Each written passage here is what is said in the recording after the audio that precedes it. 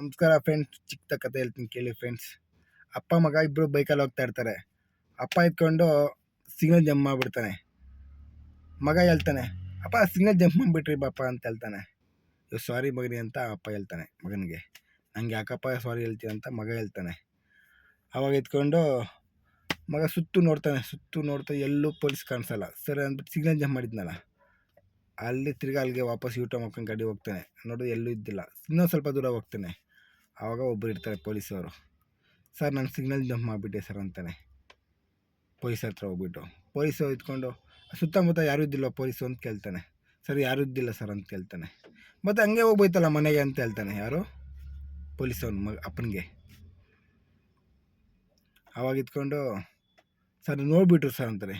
ನಾನು ಏನು ಹೇಳಲಿಕ್ಕೆ ಇಷ್ಟ ಬಂದೆ ಅಂತ ಹೇಳಿದ್ರೆ, ಅಪ್ಪ ಮಾಡೋ ತಪ್ಪುಗಳು ಮಗನಿಗೆ ಗೊತ್ತಾಗಬಾರ್ದು ಅಂತ ಅಪ್ಪ ಮುಂದೆನೇ ಈ ಥರ ಪೊಲೀಸ್ ಹತ್ರ ಕರ್ಕೊಂಡೋಗಿ ನೋಡಿಸ್ತಾರೆ, ಮಾಡಬಾರ್ದು ಅಂತ. ಆವಾಗ ಎತ್ಕೊಂಡು ನೋಡಿಬಿಟ್ರು ಅಂತ ಹೇಳ್ತಾನೆ. ಯಾರು ನೋಡಿದ್ರು ಅಂದರೆ ಮಗ ನೋಡಿಬಿಟ್ರು ಸರ್ ಅಂತಾನೆ. ಆವಾಗ ಗೊತ್ತಾಗುತ್ತೆ ಎಷ್ಟು ನಿಯತ್ತಾಗಿದ್ದಾನೆ ಅಪ್ಪ ಅಂತ. ಅಂಥ ಅಪ್ಪನಿಗೆಲ್ಲರಿಗೂ ನಮಸ್ಕಾರ.